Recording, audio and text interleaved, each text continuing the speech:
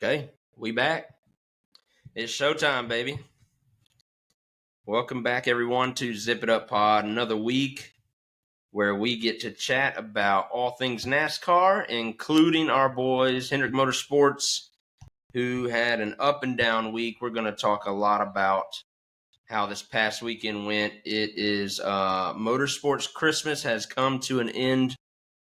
So, the best racing weekend of the year has come and gone.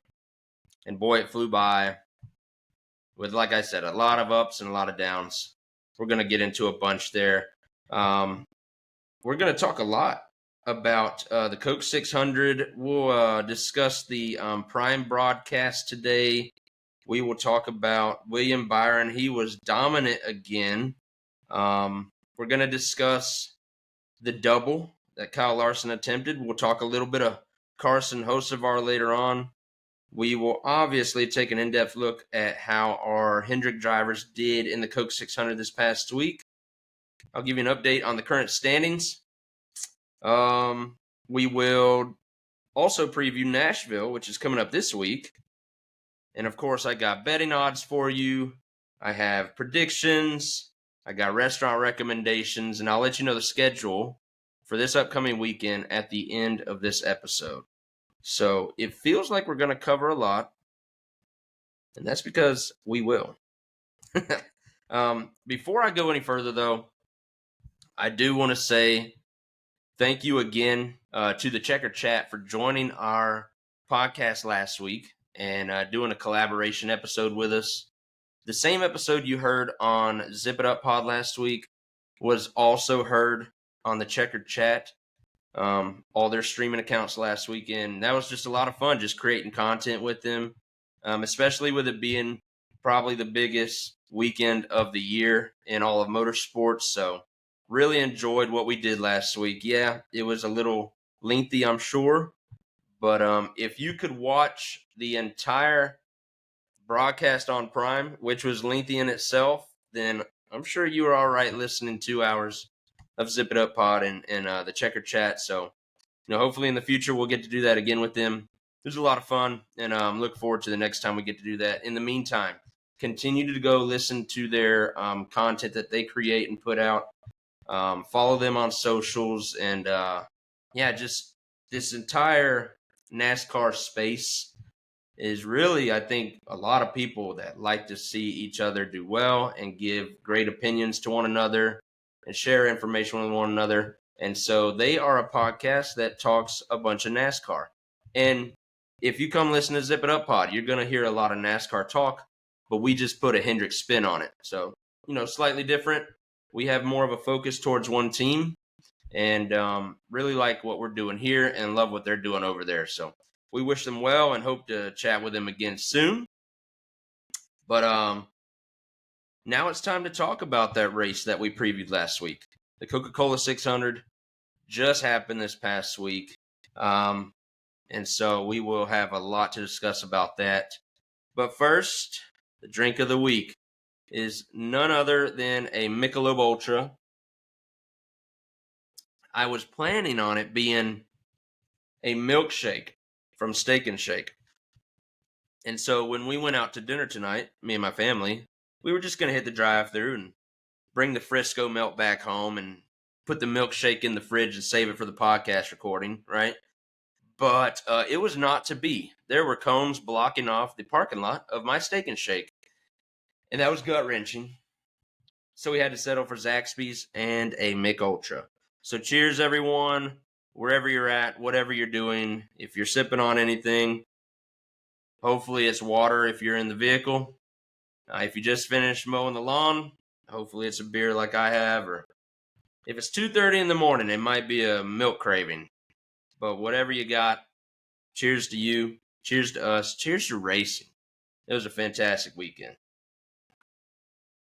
So let's talk some of the hot topics that are coming out of the NASCAR world from this past week, beginning with the Prime broadcast. I'm sure when you started listening to this podcast episode this week, you probably didn't think you were going to hear a whole lot about the broadcast that was, you know, put on for the world to see this past week by Amazon Prime. And frankly, that's not really what we talk about. But I am a sportscasting student, so I figured I would give some of my thoughts because I was taking notes and I was definitely critiquing everything that I was watching. And in the midst of all that, I was really enjoying everything I saw as a NASCAR fan. The race coverage was exceptional. Some of the best race coverage that we've seen. We as in NASCAR fans, we've been asking for much more heavy race coverage because it just seems like we get a whole lot of nothing when we watch Fox and sometimes NBC too. But this felt like an old school broadcast. It felt like you were watching Speed Channel back in the day. And Speed Channel would do they would set up a stage outside of the track. And hours before the race would begin, they would do a pre-race show from the stage set up outside. And that's kind of what this felt like. Again, they didn't mimic that totally, but it just had an old school feel. The way they set up their coverage made you feel like this was our event. In a sense, it is. Coca-Cola 600 is a crown jewel event. It's one of the biggest races that we have on our schedule. All of the drivers want to win it. You saw Ross Chastain, who won the race. He actually went on to Prime for a post-race chat and already had a ring on his finger. You don't get a ring winning just any race. But this was the World 600, the Coca-Cola 600 that he won. It's a big race. It's the longest race of the year. It was the longest race of a long day in motorsports. And so everyone wants to win this one.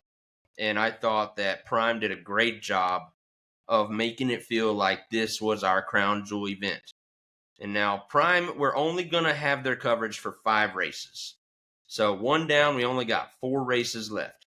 I don't know out of those 4 if they're going to provide the same amount of coverage and make every race going forward feel like it's a big race or if it's as big as the Coca-Cola 600 was.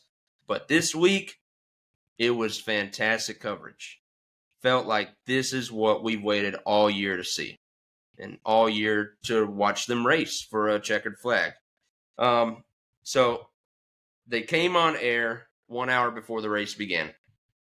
In fact, I think the first faces that you saw when the coverage began, which was right around 5 o'clock, I believe. I hope I'm correct. You saw Danielle Trotta, Carl Edwards, and Corey LaJoy. I believe they were all sitting at a booth, and had like the backdrop was the infield at Charlotte. So I mean, just from the get go, they had the vibes high. The place was set on fire, and that happened 1 hour before the race. We got some pre-race coverage. Then they aired the entirety of the longest race of the season. Okay, this was not a 400, 500-mile race. This was 600 miles, went just about 5 hours, I think. They showed the entirety of that race, and they did it with limited commercials.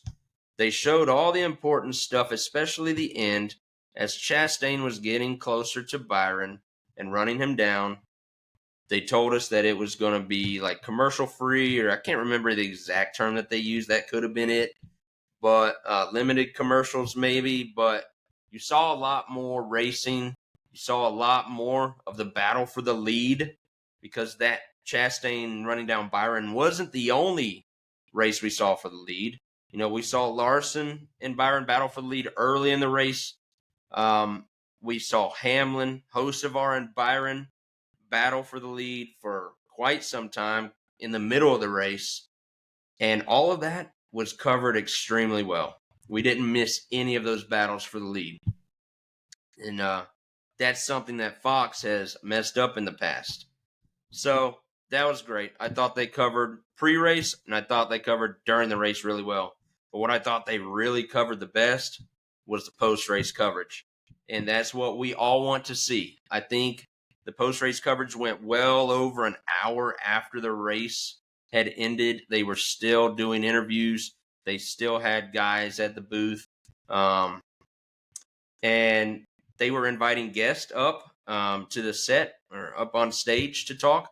We saw Chastain. We saw Justin Marks. That's the team, the winning team driver, the winning team owner. We even had some good William Byron airtime, which in a moment of defeat, he still finished second, and it was a dominant day for him, so he deserves some airtime as well. And just thought that they really covered a lot of bases that NASCAR fans want to see. And so when you watch on Fox or when you watch on NBC, these major networks are having to, as soon as the checker flag hits and we get that one quick victory lane interview on the track, we don't really get to enjoy anything else after that. You have to wait for NASCAR socials to post, or Bob Pockris to post, or Jeff Gluck and Jordan Bianchi to do their late podcast episode before we get any content. And so that's just the sports junkies in us. We have to have a debrief time, okay? We know what we just watched. Now we need time to soak it in and hear from everybody and get their thoughts. That's how football fans are. That's how basketball fans are. NBA on TNT, they do an entire show after airing like 2 games every Thursday night or whatever it is. And the same is for every NFL primetime game you have. Thursday nights, Sunday nights, Monday nights, they all have a lot of pregame coverage and they all have a lot of postgame coverage. And that's what we got as NASCAR fans this week, which I really enjoyed, and I think just about everyone else did. It felt like Amazon Prime cared about this event and these fans enough to deliver, and they went above and beyond. And again, hopefully we get that for the next 4 races. I'm not sure. Time will tell. We will see this week. That could have been just maybe because it was a crown jewel. We're going to give you even extra coverage this week. But, man, if they keep this up, fans are going to be demanding for Prime to take over because Fox and NBC are kind of afterthoughts after what we just saw. And so, again, I know I'm taking a lot of time talking about the broadcast, but it was much improved for us fans. And, again, it's something that's kind of near and dear to my heart since I am kind of moving into this industry. So, another note I wanted to bring up was the trio of Danielle Trotta, Carl Edwards, and Corey LaJoie. I think that they were the strongest trio of the broadcast. And they did a lot of the pre-race coverage. They did a bunch of the post-race. They did some during the race. They weren't the primary voices that you would hear, but they would bring that trio of voices in every now and then to give a different perspective. And so, all 3 of those played a strong role in giving quality to that broadcast the other night. First of all, Danielle Trotta, she was welcomed right back to the sport that she kind of grew up doing a little while ago, many years ago, before Fox let her go. And so to see her get back in NASCAR, she seemed to have a really stable presence on the set, and was kind of like the ringleader for this trio that I'm talking about. Secondly, Carl Edwards. I don't know if he's ever done anything like that, being a broadcaster in a sense, but he seemed like a natural. And we know this guy as a really stupendous race car driver, but what he did on the broadcast the other night was really, really good. It just seemed like he had done it before, like he's been a broadcaster before. And maybe he did some Xfinity races years ago. I don't know. Maybe trucks, because, they start to have drivers do that. And we see a lot of drivers end up going into the industry of broadcasting and podcasting and having a voice, whether they're in the sport or out of the sport. But Cousin Carl looked like he had done it before. He did it with ease. He was smooth. I really enjoyed what I heard from him, and he looked relaxed while doing it.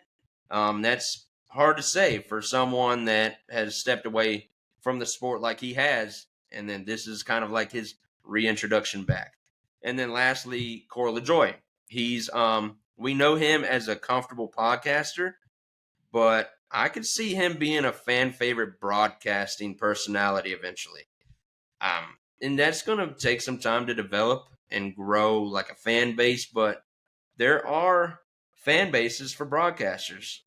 We do have fan favorite voices and personalities to listen to and gain insight from. And I thought that the other night, like, yes, he has his podcast that he does great on, but the personality that we were able to see the other night, he was fun, he was loose, and he brought a different kind of edge to the broadcast that no one else on that broadcast was bringing. Really enjoyed that.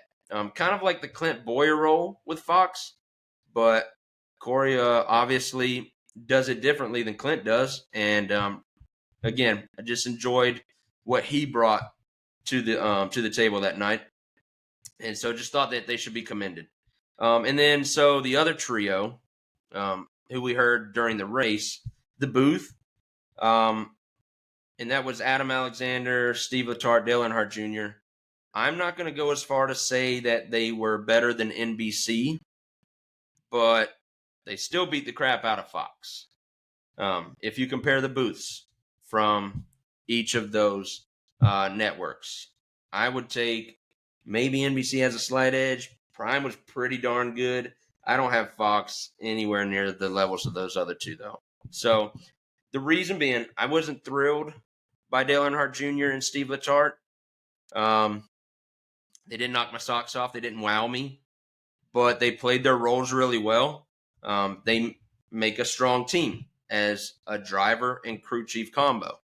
Junior was given the driver perspective, and Letarte was given the crew chief perspective. And I thought that meshed pretty well together. They played their roles. Okay. They didn't do anything over the top to make us go, we have to have that. But they did a great job carrying the broadcast, just working together and feeding off of each other. And also, Adam Alexander, I thought he was a great compliment to those other two. And he was the captain of the ship that night.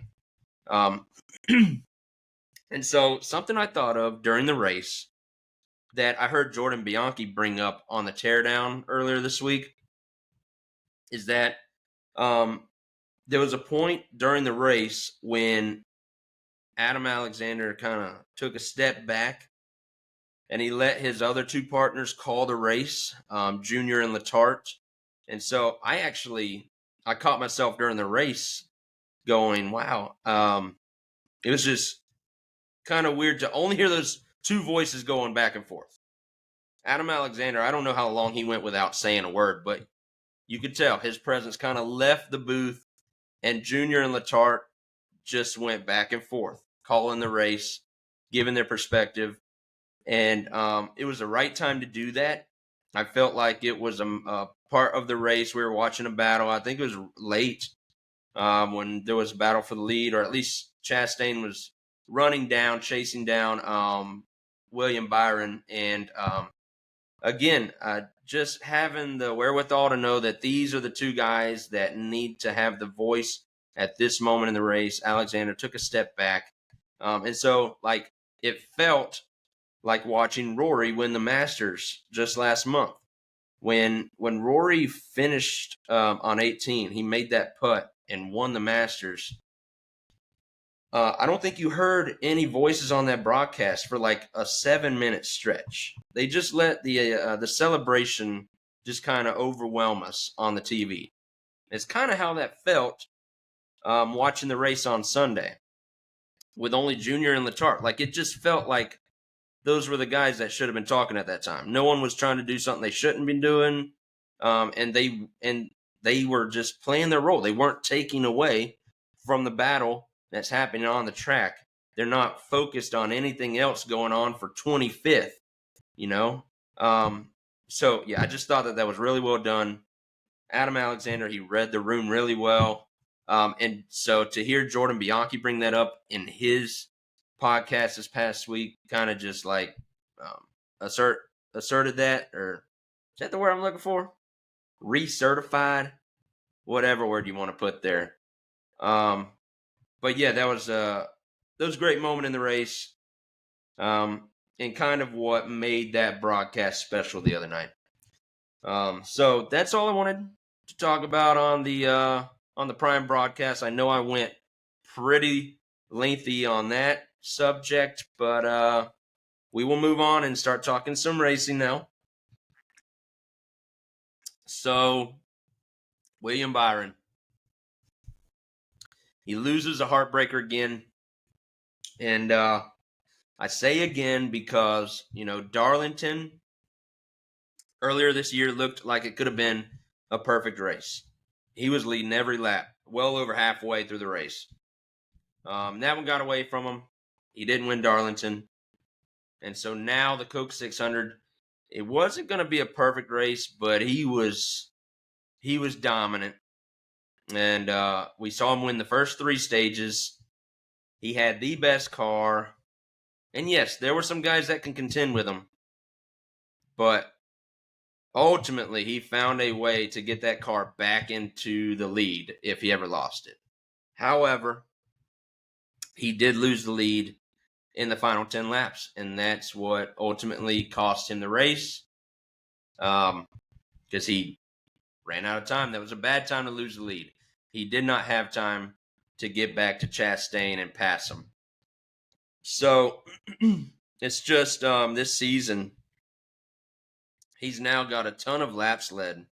He's got strong, dominant runs, but these runs, they're kind of hiding the lack of wins. Yes, he's got the big win. We've talked about how great that Daytona 500 was for him, and that was a race that he didn't dominate. What we've seen since then is he's been the point leader coming out of every points race except for 2 weeks ago. But now he's back in the points lead. That's because of how strong he is from start to finish. And it's just unfortunate. It's heartbreaking. I was devastated after the race to see him lose that race. Still very super proud of how dominant he was. And I don't think it's a reflection of William Byron, the race car driver. It just got away from there at the end. And a lot of times we can see these cars kind of be overdriven and just kind of maxed out and eventually fall off just a tad. And unfortunately on Sunday, Ross Chastain was at his very best at the very end of the race. And so those two worlds collided. And yeah, William Byron ends up with a second place finish. So first loser, but nevertheless, second place the other night was a great showing for that 24 car. And so we know why Rick Hendrick signed him to an extension earlier in the week. And it's kind of a no-brainer. This guy is he's headed for really great things. And we all see it. I think everyone sees how this team can contend year in and year out, week in, week out. It doesn't matter what type of track we go to. William Byron and the 24 car are going to be very competitive. And so, yeah, it just feels good to have him locked down to that 24 car for the next several years. I think we all knew it was going to happen. Like I said, it's a no-brainer. But, boy, it feels good that he's going to continue to get several wins, maybe some championships. Many years of dominance seem like they are ahead for this team, and it's inevitable. Like, that team is just destined for greatness. They've been a very good duo ever since Rudy Fugle came on as crew chief for William Byron. So, yeah, no steps back for this team. They're headed up. They're soaring upwards right now. Those wins are eventually going to collect, and yeah, that total will run up very quickly. A few more things from this past week, and I won't spend a whole lot of time on this, but I was right about Carson Hocevar. You got to give it to me. Last week with the checkered chat, I did pick him as a long shot for the Coke 600, and there was a point in this race this past weekend when the group chat was like, he might just do it. And, yeah, he was easily a top 3 car. I wasn't rooting for him by any means, but it just seems like he's checked off some of those boxes that I said drivers need to check off before their first career win. And it just seems like he's done that. He's got a pole already. He's won some stages in his career. He just won the Open, to get into the All-Star race a couple weeks ago. So this guy is collecting wins in different types of categories. Really, the only one missing is the first Cup win. And it feels like that's coming soon. It's coming sooner rather than later. Everyone sees the talent for this kid, the speed that they have that even his teammates don't have. So, really impressive run by Hocevar. He's going to be a problem for many years. I'm glad we're a Chevy teammate of his. And then the last thing I want to mention, as one of our hot topics this past week is, of course, the double that Kyle Larson attempted again. Sad news here, but the double was a failure. And so, Larson tried it for 2 years in a row, 2 attempts. And last year, the weather hurt his chances. So he wasn't able to make any noise. The hype leading up to it was greater last year. So he was a rookie. He hadn't done this yet. But the weather kind of dampened that quite a bit. Put a kind of a sour taste in everyone's mouth. So we had to see it happen again this year. And, Prime is actually, they had cameras following around this year. So they're going to be creating a documentary on what we just saw this year. I don't know if they'll have coverage from last year, but I know that they'll be covering this year's attempt at the double. And so this year, he struggled with the handling of the car. And I can't say that he was in his own boat. There were other IndyCar drivers that struggled to handle the car. We saw Scott McLaughlin wreck his car on the pace laps before the race began. And this guy is a world-class driver. He's very competitive in the IndyCar series. In fact, he's one of the favorites to go out and win the Indy 500. And he wrecked under caution on the pace laps by himself. It looked like a rookie mistake, something that you would expect Larson to do. But it happened to a top echelon driver. And so, people are going to knock Larson for having 3 wrecks this past week. Look, we saw several wrecks from many different drivers. They all struggled. But this kind of just says, the double, it's a fun storyline, but it's an overall distraction to the teams.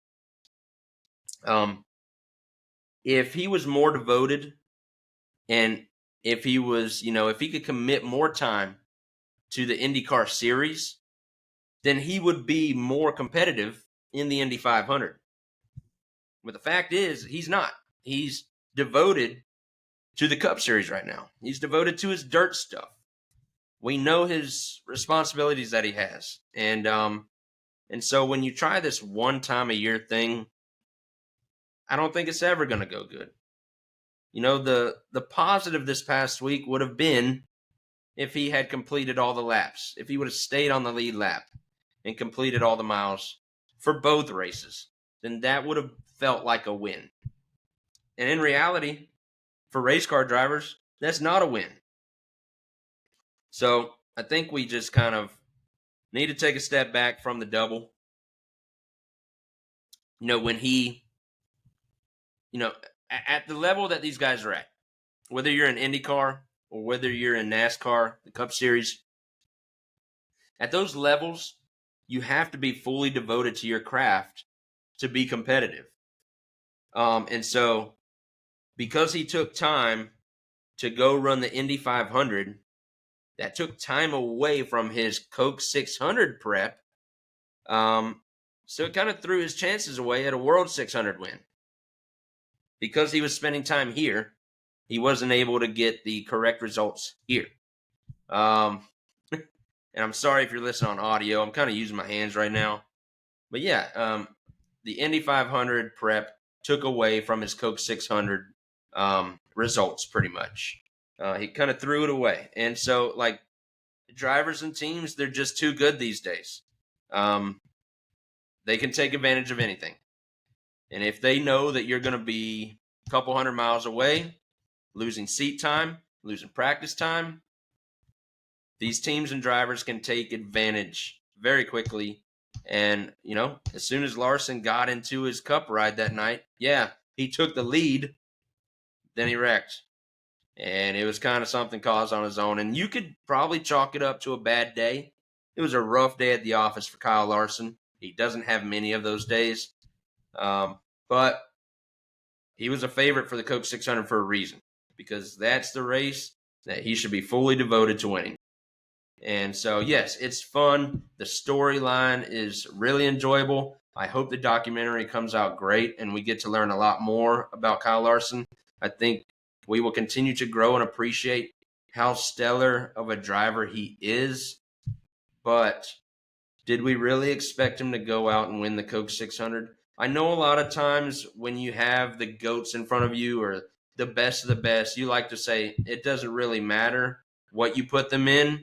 It doesn't matter what day of the week it is. He's going to win no matter what kind of prep he has. Like, a lot of people have said that's how good Larson is, but we saw this week clearly he's not. He needs full devotion to his Cup Series team and his Cup Series ride. And so hopefully, no, I wouldn't be mad if he wanted to try it again. Like I said, it's fun to follow along with, but let's just lower our expectations if that's what he decides to do in the future. All right. So, and before I'll move on, it goes both ways. I'm not here to bust Kyle Larson's balls, because that guy is one of my favorite drivers. He drives for my favorite team. He is the face of Hendrick Motorsports right now. But the guy that won the Indy 500, Alex Palou, he could come over to NASCAR and he would get trounced. And this guy's a good driver. Let me give you his stats real quick. If you followed the Indy 500, you know that Alex Palou has won 3 of the last 4 championships for the IndyCar series. And then so far this season, they've raced 6 races. He's won 5 of them. The Indy 500 was the first time that he won on an oval, and he won the oval. So moving forward, if he's going to win ovals as well as these road courses and street courses, I mean, this guy is on a trajectory to be one of the best IndyCar drivers of all time. And I'm telling you, if he came over to NASCAR, he would struggle a lot. They are not the same. You can't really compare them. You can't compare the driving styles, and you can't compare the skills of the drivers. Like, we know Palou's great at what he does. We know Larson's great at what he does. And, you can look at SVG. This is his rookie full-time season in the Cup Series, and he has a hard time holding his own. Every now and then, he'll have a good run where he is right around top 15, but many a times, SVG's in the back, and this guy is a world-renowned driver. He came over and knocked our socks off, and we fell for it. We thought he was going to be the next best thing in Cup, and maybe he will eventually. It's going to take time. You have to develop these guys. Stock car racing is so different from street car racing, supercar racing, dirt racing, IndyCar racing, F1. They're all different styles. They're all different in their own sense. That's why we love them. That's why we love NASCAR so much. This is what we enjoy watching. So that's that. Okay. I've taken enough of your time without talking a whole lot about our race this past week. So I'm going to go ahead and do that, and then we'll get into our preview for the upcoming race. But this past week, William Byron, he was our best showing by far. He started third. Like I said, he won all 3 stages. He ended up leading 283 laps in this race, and then finished second. So not a slouch of a day. It was unfortunate to see it get away. But William Byron, another strong run, reclaims the points lead. I'll tell you more about that in a second. Chase Elliott was our next best finisher. He started 22nd, which was the worst qualifying run amongst all of our drivers. But then he went on to score stage points in every stage. And we had an extra stage this week. Okay. And he finished strong at the very end. He drove up to a 6th place finish. I think he was running like somewhere around 16th in that last green flag run. And so to see him get all the way back up to 6th in a car that has difficulty passing, I thought that was pretty encouraging. Great way to finish that race for the 9 team. Then we had Alex Bowman. He started 9th, and then he finished 29th. Early problems. He showed early speed again, but early problems again as well. And it just seems to be this team, their Achilles heel. It's always getting in trouble, whether it be someone else or even just themselves. They can't get out of their own way. And I think I saw somewhere on Twitter someone saying something about like Bowman hits the wall again, his race is done. Like it just seems like you can count on that every week. It's getting kind of old. And I told you probably for the past month, every episode I think I have said that I'm a believer in this 48 team. Because I can see it. We can see how good they are. They just seems like they can't run more than 20 laps at a good speed. They need to be able to prolong their races. He's got to stay out of trouble somehow, some way. So, I'm not surprised by the run that Bowman showed. It's kind of what we've come to expect this year. Just can't wait for it to turn around. It's got to be there. Then last is Larson. Again, I just touched on it. It was a rough day for him. He had the wrecks on 3 different occasions in IndyCar, and then he was leading Charlotte early before he wrecked there early. And he started 2nd in the Coke 600, but ultimately finished 37th, and there's really nothing else to say about that. We did just cover quite a bit. I think he only fell to 2nd in the points, so not much to worry about with Kyle Larson.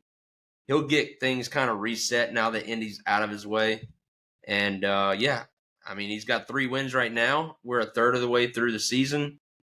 I'm sure we're going to see several more checker flags for that 5 team. So, as I was just hinting at the current standings right now, William Byron is your points leader. He's got 499 points. And then Larson is 2nd. He's 29 points back. Chase Elliott is still 4th in the points. He's 84 points back of Byron.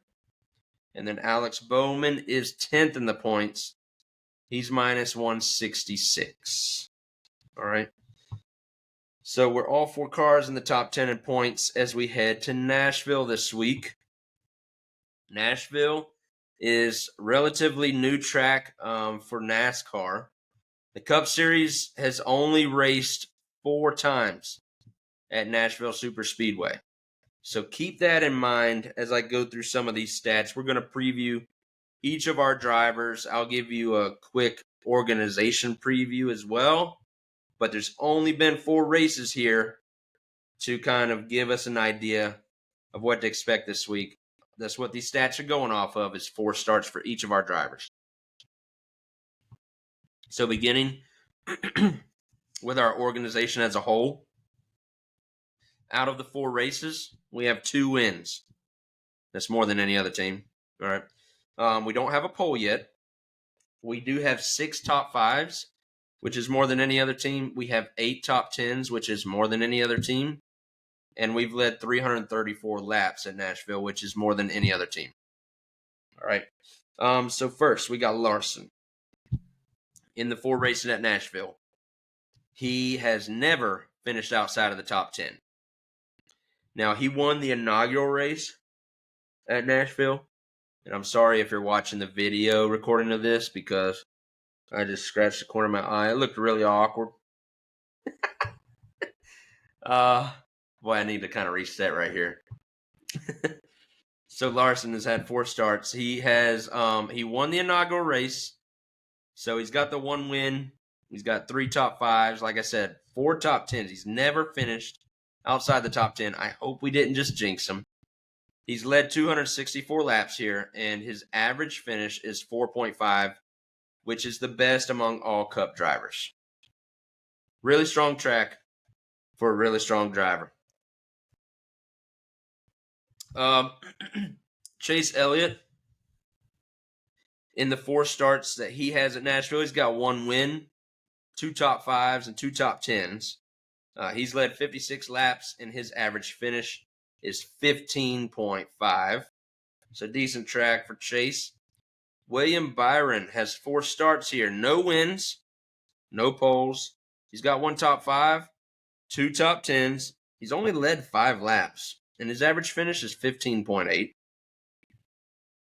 And then Alex Bowman, in his 4 starts, he's got no wins, no poles. He has no top 5s and no top 10s. We got to get a top 10 finish this week from him. He has led 9 laps, and his average finish is 20.3. So not the best history for Bowman. But, like I keep saying, he has surprised us at some tracks already this year. Maybe this week is another chance for him to do so again. We would be very welcome to that. So, we're going to wrap up with the betting odds from the Hard Rock Betting app. I was looking at these about 2 hours ago now. Whenever you listen to this, it will not have been 2 hours ago. It will have been, I looked at this Wednesday evening around 7-ish. So, once again, the favorite to win this race is Kyle Larson. And his odds are plus 450. And so to reference that with the next best odds, Denny Hamlin is plus 550. Okay. William Byron is 4th best odds this week at plus 650. Chase Elliott is 8th best odds at plus 1400. And then Alex Bowman is 13th best odds at plus 3,000. And I think those are the highest odds that Bowman has had this entire season. A couple notables that I wanted to point out. Ross Chastain, first of all. He's plus 1,100 this year. I think that's the shortest odds that he's had for a race. And that's because he's coming off of a win. And so, yeah, when you win the Coke 600, you get a little bit more attention put on you and a little bit higher expectations as well. So his odds have come down a little bit. And then Alex Bowman, like I said, he's plus 3,000. There's several drivers that are there. I think Ty Gibbs is one of them as well. Maybe Busher. Guys like that are right around the Bowman area. So just something to think about. Plus 3,000 is good money. And those are good quality drivers there. So we will see what this week holds. But I'm going to go ahead and make my predictions. I'll give you some restaurant recommendations. And then we'll get out of here for the weekend. So with this race at Nashville, we were just talking about the strong stats of each of our drivers. And Kyle Larson is the best driver in the Cup Series at most places we go, but definitely at Nashville Superspeedway. So our Hendrick winner this week is going to be the 5 car of Kyle Larson. He's going to get things back on track and put Indy in the rear view. Put that double in the dust. He's going to leave it in the dust. So my non-Hendrick winner this week, I don't think it's going to be a super popular pick for me. Maybe you're going to hate me for it, but I'm going to go Ross Chastain. And the reason being is because of what he just did in Charlotte this past week, becoming a first-time winner this season. I believe we've seen some other drivers go on streaks this year. As soon as Bell won a race, he ended up winning 3 in a row.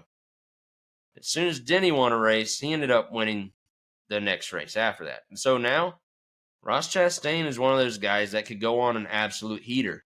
And so, yeah, with other drivers amounting their wins, we could easily see Ross Chastain start to do that. He's been incredibly impressive this year. He hasn't really had great qualifying efforts. So, if he can just improve that a little bit. We saw him come from last to first this past week in the World 600. And so the Melon Man would probably be my non-Hendrick winner this week if I had to pick somebody. And then, of course, our long shot, I got to stick with Carson Hocevar again. Just feels like his time is right around the corner.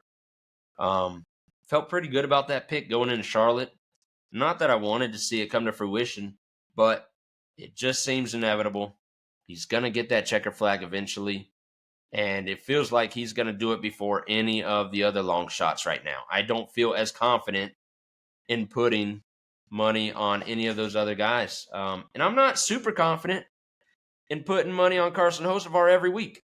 But it just feels like he could crack through at any time. And I would hate to be on the losing end of that. So we got all Chevy winners this week for all three of our categories. Okay. Before we leave, I have 2 recommendations for you if you happen to be traveling to Nashville and going to the race. I want to preface these recommendations real quick by informing you that I have been to Nashville, but it was for one day only.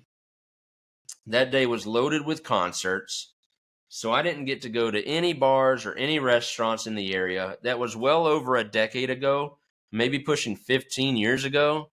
I've never stayed overnight in Nashville. I can't wait to do that stuff, especially since Orlando City plays there every year. My Georgia Bulldogs go to play Vanderbilt like every 2 years or so. It's one of those destinations. Obviously, as a NASCAR hotspot, I'm a big country music guy, so I want to visit the Hall of Fame.